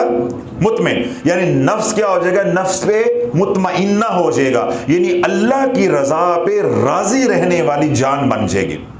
तो रब क्या फरमाता है? या अय्यतुहन नफ्सुल मुतमइन्ना इरजी इला रब्बिकी रादियतम मरदिय्या फदखुली फी इबादी वदखुली जन्नती। जन्नत में दाखिल हो जा। ए नफ्स जो अल्लाह से राजी हो गया, जो अल्लाह से नफ्स राजी हो गया, उससे अल्लाह राजी हो गया, तो उसका मकाम क्या है? जन्नत। जो दूसरे सालिहीन है, इबादत गुजार हैं, उनके साथ जन्नत में दाखिल हो जाओ। तो हमने अपनी तरबियत अपनी भी अपनी औलाद की ये करनी है कि जितना अल्लाह ने दिया है हम उस पर क्या हो जाए? राजी। तो अब मुझे बताओ कि जब ला इलाहा इल्लल्लाह का नूर अंदर उतर जाएगा, जो अल्लाह ने दी है, रेडी दी है या प्लाजा दी है, उस पर राजी हो जाओगे तो वजीफे पढ़ने पड़ेंगे। इसका मतलब यह है कि जो वजीफे पढ़ते हैं वो अल्लाह की रजा पे, अल्लाह की तकसीम पे राजी, सीधी बात है। अब मुझे बताओ कि मेरी बहन कहती है कि आप बयान सख्त अल्फाज के अंदर करते हैं, कुड़ते हैं, अपना खून जलाते हैं। मुझे बताओ मैं कुड़ू ना तो और क्या करूं? कि कोई आपको तकसीम पे राजी मिलता है? ना मौलवी है ना पीर है, अवाम की क्या बात है? हर बंदा वज़ाइफ पे लगा हुआ है। वज़ाइफ करने का मतलब ही ये है कि अब अल्लाह की रजा पे राजी नहीं है। जब अल्लाह की तकसीम पे आप राजी हैं तो फिर वज़ाइफ की ज़रूरत नहीं है। फिर आप अब्द बन के ज़िंदगी गुजारें, हजूर का गुलाम बन के ज़िंदगी गुजारें, बस नमाज की पाबंदी करें और अल्लाह की नाफरमानी, हजूर से गद्दारी से बचें, उनकी सुन्नतें पमाल करने से बचें, बस दुरूद पाक पढ़ें और इस्तग़फ़ार करें, मनठार बन के ज़िंदगी गुजारो कि यार जिस हाल में रख के राज़ी है, मैं यार की रज़ा में राज़ी। मुझे बताओ यहाँ वजीफ़ा कहाँ से आ गया? यहाँ को वजीफ़ा है? अब वजीफ़े करने हैं, कर लो। तलाश चैनल पे बहुत पड़े हैं, आरज़ू पे बहुत हैं, 4-5 हज़ार चैनल है पाकिस्तानी यूट्यूब के ऊपर, रसाले भी हैं, करने हैं अभी। अफजल ज़िक्र ला इलाहा इल्लल्लाह, और अफजल ज़िक्र रसूल क्या है? अल्लाहुम्मा सल्ली व सल्लिम व बारिक अला सय्यदना व मौलाना शाफ़िन, यानी दुरूद पाक। तो अल्लाह वालों, जिसने दुरूद शाफ़िया पढ़ा उसने सबसे आला जिक्र अल्लाह का किया, जिसने दुरूद पाक पढ़ा उसने सबसे आला जिक्र रसूल किया। तो अल्लाह वालों, जब ये जिक्र यानी दुरूद शाफिया पढ़ोगे तो क्या होगा? जब ला इलाहा इल्लल्लाह पहले पढ़ोगे, ये तुम्हारे अंदर से, मैंने अभी क्या कहा कि हुब्बे माल, हुब्बे जा, बुग़्ज़, कीना, गुस्सा, नफरत, तकब्बर, घमंड, ये सारी गंद बुलंद, ये सारी अमराज़ रज़ीला को क्या करेगा? निकाल देगा। तुम्हारा अंदर और बाहर क्या कर देगा? पाक कर देगा। फिर उस अंदर और बाहर पाक जब हो जाएगा, उससे कहोगे अल्लाहुम्मा सल्ली व सल्लिम व बारिक अला सय्यदना व मौलाना शाफ़िन, फिर अल्लाह वो भी दे देगा जो तेरे नसीबों में नहीं लिखा हुआ। फिर क्यों? तूने कमली वाले के लिए 3 दुआएं की हैं। सर्वर जाग रहे हो? कितनी दुआएं? 3। अल्लाहुम्मा सल्ली व सल्लिम व बारिक, दुआए रहमत, दुआए सलामती, दुआए बरकत। तू कमली वाले के लिए 3 दुआएं करे तो दुआओं के बदले क्या मिलेगा? दुआ। 3 दुआएं की हैं तो 3 दुआओं का जवाब मिलेगा। हुजूर अलैहिस्सलातु वस्सलाम तेरे लिए दुआए रहमत करेंगे, तेरे लिए दुआए सलामती करेंगे, तेरे लिए दुआए बरकत करेंगे। जब हम दुरूद पढ़ेंगे तो अल्लाह वालों इंशाअल्लाह ना हम रहमत से महरूम होंगे, ना सलामती से महरूम होंगे और ना बरकत से। तो जितना अल्लाह ने दिया है अल्लाह उसमें बरकत डाल देगा। जितना अल्लाह ने दिया है, चोरी डकैती नहीं होगी, बीमारियां नहीं आएंगी, अल्लाह सलामती अता कर देगा। फिर जितना अल्लाह ने दिया है अल्लाह उस पर रहमत नाज़िल करेगा, वो हंडाना नसीब हो जाएगा। सारी कहानी समझ आ गई? आज हमने गाड़ी ली, अल्लाह ना करे लेकर बाहर निकले, गन पॉइंट पे किसी ने छीन ली, तो ऐसे रिस्क का क्या फ़ायदा? मेरे एक मरीज़ हैं, तो 2000 गालबन 4 या 3 या 5 की बात है, काफ़ी पुरानी बात है। तो नई गाड़ी उन्होंने ली, टोयोटा करोला लेकर, जिसका शौक होता है अपनी फैमिली को, वो मरी चले गए। तो मरी माल रोड के साथ ही एक होटल था, उधर उन्होंने गाड़ी खड़ी की। रात को तूफान आया, बारिश, इस तरह वहाँ माहौल होता है, इसी माहौल के से लुत्फ़अंदोज़ होने के लिए तो लोग जाते हैं, लेकिन साथ तूफान शुरू हो गया। तो वो जहाँ गाड़ी खड़ी की थी दरख्त के नीचे, वो दरख्त जो है वो तूफान से टूटा, गाड़ी ऐसे बिल्कुल प्रेस हो गई जैसे बलडोज़र के अंदर होती है, 0 मीटर गाड़ी। जब अल्लाह वालों सलामती नहीं होगी, बरकत नहीं होगी, रहमत नहीं होगी, रिस्क आ रहा है निकलता जाएगा, आ रहा है निकलता जाएगा, आ रहा है निकलता जाएगा। उस वक्त मुझे याद पड़ता है, मेरा गालिब गुमान है जबकि मैं बात कर रहा हूँ, उस करोला गाड़ी 9 साढ़े 9 लाख की होती थी। तो उस वक्त 9 साढ़े 9 लाख बहुत था। जिस तरह आज 70 लाख बहुत है, उस वक्त 9 साढ़े 9 लाख बहुत बड़ी रकम थी। तो आप देखें कि उनका आज के दौर में 70 लाख का यूं नुकसान हो गया। करने क्या गए हैं? एंजॉय, लुत्फानंदोज होने गए हैं, जिंदगी गुजारने गए हैं, मौज मस्ती करने गए हैं, खुशियां मनाने गए हैं, लेकिन अल्लाह राजी नहीं है तो क्या है? गम लेकर आए हैं। तो अल्लाह वालों, जब रब राजी नहीं होगा, ऐसी चीजें मांग लोगे, अल्लाह दे देगा। वज़ाइफ पढ़ने पे अपने नाम की बरकत से दे देगा, अल्लाह लाज रखेगा, हमारे बताए की लाज रखेगा, अल्लाह दे देगा, लेकिन उसके साथ ये गम आएंगे।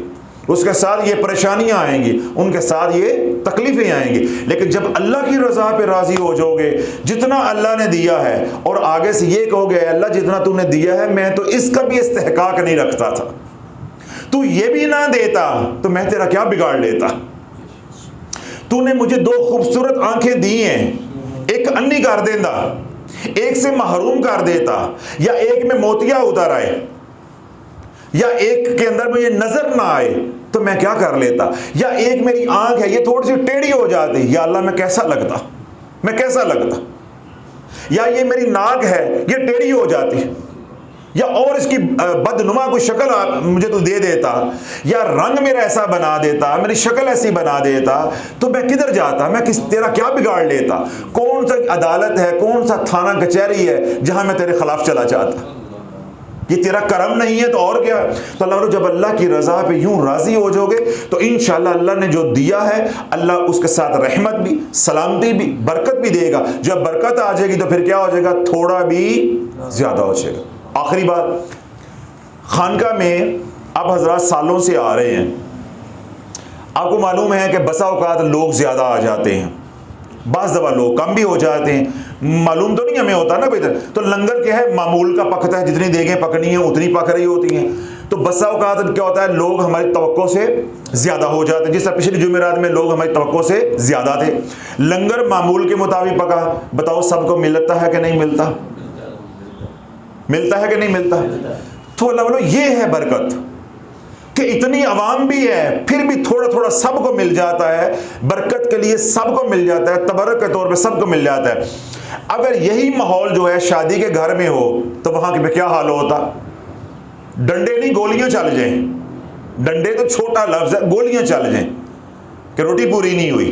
तो अल्लाह, जब बरकत होगी तो थोड़ा भी ज़्यादा हो जाएगा, जब बरकत नहीं होगी तो कसरत हो के भी उसमें क्या हो जाएगी, कमी हो जाएगी, बेबरकती हो जाएगी। तो मेरा कहने और अर्ज़ करने का मकसद ये है कि अल्लाह बोलो अल्लाह की रज़ा पे राज़ी हो जाओ और ये दुरूद पाक यानी दुरूद शाफिया को अपनी ज़िंदगी का हिस्सा बना लो।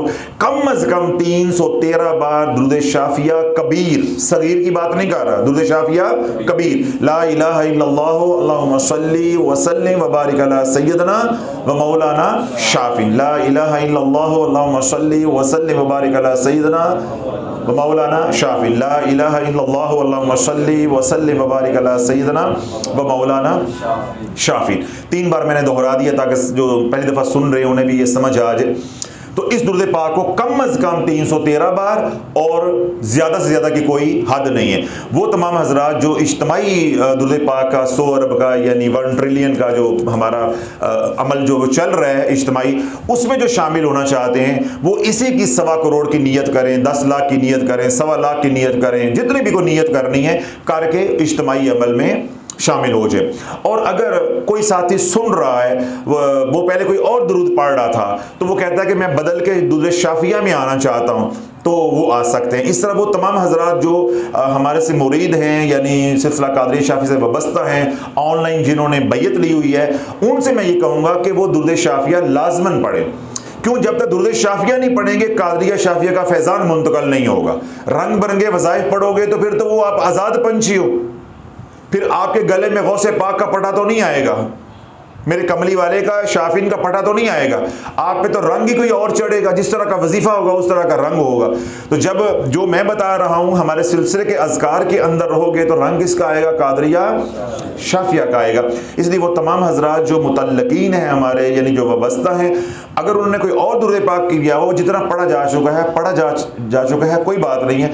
आगे सारी ज़िंदगी कौन सा दुरूद पाक पढ़ें, दुरूद शाफिया कबीर, ला इलाहा इल्लल्लाहु अल्लाहुम्मा सल्ली व सल्लिम व बारिक अला सय्यदना व मौलाना शाफी। जिस तरह मैंने अर्ज़ किया कि जो नीयत बड़ी नहीं करना चाहते, इज्तिमाई अमल में शामिल नहीं होना चाहते, वो क्या करें, रोज़ाना 313 बार। और जो इज्तिमाई अमल में शामिल होना चाहते हैं या ज़्यादा पढ़ना चाहते हैं, उस ज़्यादा की कोई तादाद मुकर्रर नहीं है, रोज़ाना 10,000 मरतबा पढ़ो। अब मैंने तफसील के साथ ये बात भी समझा दी कि इस दुरूद पाक के बाद ना किसी ज़िक्र इलाही की ज़रूरत रह जाती है और ना ही किसी दुरूद की ज़रूरत रह जाती है। इसके बाद ज़रूरत किसकी रह जाएगी, 5 वक्त की नमाज आप पढ़ेंगे, उसकी पाबंदी करेंगे, और जितना आसानी हो मा तयस्सर मिनल कुरान, जितनी आसानी उतना कुरान पढ़ लिया करो, बस। और 2 शर्तें जो मैं लगाता हूं वो लगानी है। वो क्या है? अपनी आंखों की हिफाजत करनी है और रिज़्क़ हलाल कमाने की कोशिश करनी, बस खलास। कोई वजीफा नहीं, कुछ नहीं। यही वजीफा है, ला इलाहा इल्लल्लाह का वजीफा है और कमली वाले के जिक्र का वजीफा है, खलास। दुनिया में, जिंदगी में कोई दुख आ जाए, कोई परेशानी आ जाए, कोई तकलीफ आ जाए, यही दुरूद पढ़ना है, यही दोहरा जिक्र करना है, नीयत बदलते जाना है। बच्चियों के रिश्ते हैं तो तब पढ़े, नौकरी बेटे को नहीं मिल रही तो तब पढ़े, घर में कोई बीमारी है तो तब पढ़े। जहां ला इलाहा इल्लल्लाह की ज़रबें लगे वहां जादू रह सकता है? वहां शिर्क टूट जाता है, वहां मुशरक का शिर्क टूट जाता है। तो जब मुशरक का शिर्क जो है वही तबाह हो जाएगा, उसका जादू पीछे क्या रह जाएगा? उसका जादू पीछे क्या रह जाएगा? तो अल्लाह जो जादू है वो टूटता ही ला इलाहा इल्लल्लाह से। ये 2 धारी तलवार है, ये तुझे भी अंदर से पाक करती है बैक वक्त और सामने तेरे दुश्मनों को भी फना करती है, बर्बाद करती है। यानी बैक वक्त तेरा भी इलाज हो रहा है, तेरे दुश्मनों का भी इलाज हो रहा है। और दुरूद पाक से क्या होती है? ठंडी फवार आती है, करम होता है, रहमत होती है, सलामती होती है और बरकत होती है। अब किसी वजीफे की जरूरत है? नहीं। आवाज मजा नहीं आया? 1 घंटा पूरा बोल रहा हूं, लगता है तसल्ली आपकी अभी भी नहीं हुई। तो जो सामने वालों की तसल्ली नहीं हुई तो सोशल मीडिया वालों की कैसे होगी? तसल्ली थी गई है? आइंदा वज़ाइफ करेंगे? एक कान पकड़ के कहें अल्लाह मेरी तौबा, नहीं हिलना नहीं है, हिले बगैर कहना है अल्लाह मेरी तौबा। देखो पीछे वालों ने 2 पकड़े हुए हैं। अल्लाह आपको खुश रखे, आबाद रखे। अल्लाह वालों वज़ाइफ से रोकता हूँ, आपके भले के लिए रोकता हूँ कि बिन शराइत के पढ़ोगे उजड़ जाओगे। जब हम आपको खालिस देसी घी इस दौर में दे रहे हैं तो अल्लाह वालों इसको छोड़ के आप कहाँ भाग रहे हो? मैंने अपनी सारी रोदाद अपने घर की आपके सामने रखी है कि अल्लाह जब मैं घर से परेशान आऊँगा तो ये मैं फिर मीठी मीठी बातें में मेरे रसूल पे बैठ के अल्लाह उसके रसूल की कैसे सुना सकता हूँ। जब मैं ही हर वक्त परेशान होऊंगा, यार मेरा क्लिनिक डाउन हो गया, मेरा कारोबार नहीं है, मेरा वो प्लाट बिक नहीं रहा, वो प्लाट मिल नहीं रहा, मेरी बेटी का एडमिशन हो नहीं रहा, जब मैं ये सारी उलझने लेके यहाँ आऊँगा तो मुझे बताओ मैं तुम्हें क्या दूंगा? या फिर मेरी बात में क्या तसीर होगी? खुद वजीफे पढ़ूं, लोगों को रोकूं, तो जो मैं खुद ही नहीं पढ़ता, ठीक है ना?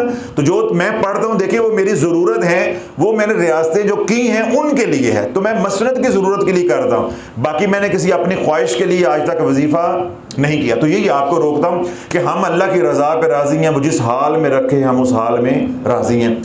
तो अल्लाह रब्बुल इज़्ज़त जो है हमें अपनी रज़ा वाली ज़िंदगी अता फरमाए, आपको भी, मुझे भी और तमाम सुनने वालों को भी। और जो लोग वज़ाइफ कर रहे हैं वो मैं उनको जिस तरह रोक सकता था, सख्त अल्फाज के अंदर मोहब्बत के साथ, प्यार के साथ, लेपा पोची करके, मिठियाँ मिठियाँ गल्लां सुना के, लतीफ़े सुना के हर तरह रोका है। बाकी मैं बताने पे कादिर हूँ, रोकने पे कादिर नहीं हूँ। रोकने वाली ज़ात अल्लाह की है। अल्लाह से बस यही दुआ है कि या अल्लाह उम्मत जिस भंवर में फंस गई है इनको शऊर अता फरमा दे। जब इनको शऊर आ जाएगा, इन्हें समझ आ जाएगी कि वज़ाइफ अवामुन नास की ज़रूरत नहीं है, अवामुन नास का मैदान नहीं है, ये आमलीन का मैदान होता है, ये खवास का निज़ाम होता है, जिन्होंने इस मसनद पे बैठना है, लोगों का इलाज करना है, मौलज बनना है, आमिल बनना है। आपकी ये ज़रूरत नहीं है। आप बीमार हैं, इलाज कराओ, तो आप मेडिकल की किताबें पढ़ना शुरू कर दे तो आपको हम क्या कहेंगे कि आप बेवकूफ़ हैं। तो अल्लाह इसी तरह उम्मत बिलखसूस उर्दू स्पीकिंग लोग जो है वो बेवकूफ़ बन गए हैं अपने लालची होने की वजह से कि जो हमारे पेशवा थे उन्होंने नाजायज़ फ़ायदा उठाया और हमारा यकीन बना दिया कि हमारे काम किससे बनेंगे? वज़ाइफ से। मैं क्या कहता हूं कि हमारे काम बनेंगे फ़राइज़ से, जो हमारे ऊपर फ़र्ज़ है, अपने फ़राइज़ पूरे करो, वज़ाइफ की ज़रूरत नहीं पड़ेगी। जो बंदा 5 वक्त की नमाज पढ़े, जागते रहिएगा, ये बात दरमियान में मुझे थोड़ा सा गुस्सा आ गया तो मैं आखिरी बात कर रहा हूँ कि जो बंदा 5 वक्त की नमाज पढ़े, मैंने सवाल करने, जागते रहिएगा, जो बंदा 5 वक्त की नमाज पढ़े उसे नफलों की ज़रूरत रह जाती है? जिसके फ़राइज़ इतने आला दर्जे के पूरे हो जाएं उसे नफलों की ज़रूरत रह जाएगी? जो ज़कात दे जो उसकी बनती है, अगर ज़िम्मेदार है तो उशर दे, सदका खैरात करे, तो क्या उसको आए दिन जो है वो खैरात करने की ज़रूरत रह जाती है? अगर वो कर दे तो उसकी मर्ज़ी है। इस तरह कोई नफल पढ़ ले तो उसकी मर्जी है, लेकिन अब उसको जरूरत नहीं है। साल बाद उसने ज़कात दे दी, सारा साल भी वो 1 रुपया भी अल्लाह की राह में खर्च नहीं करता, उससे सवाल नहीं होगा, क्योंकि उसने फर्ज अदा कर दिया है। आगे उसकी मर्जी है वो अल्लाह की राह में और खर्च करता है, सदका खैरात करता रहे। लेकिन सारी जिंदगी हम सदका खैरात करते रहें लेकिन ज़कात ना दें, तो क्या ये सारा सदका खैरात मिल के ज़कात के सवाल से बचा सकता है? यही रोना है अल्लाह वालों कि हम सारी जिंदगी भी पढ़ते रहें वज़ाइफ, तो एक फर्ज को पहुंच नहीं सकते। हम वज़ाइफ पढ़ें, ठीक है, आज घर घर में सूद खाया जा रहा है, तो क्या ये वज़ाइफ उस सूद की लानत से या उसके वबाल से बचा देंगे? आज कौन सा घर है जिसके अंदर ज़ख़ीरा अंदोज़ी का पैसा नहीं जा रहा, रिश्वत और हराम का पैसा नहीं जा रहा? तो अपने फ़राइज़ को ठीक करो। जब अपने फ़राइज़ को ठीक कर लोगे तो वज़ाइफ की ज़रूरत नहीं रहेगी। इंशाअल्लाह अल्लाह तुम्हें अपनी रज़ा में राज़ी कर देगा। अल्लाह रब्बुल इज़्ज़त मुझे भी आपको अपनी रज़ा वाली ज़िंदगी अता फरमाए।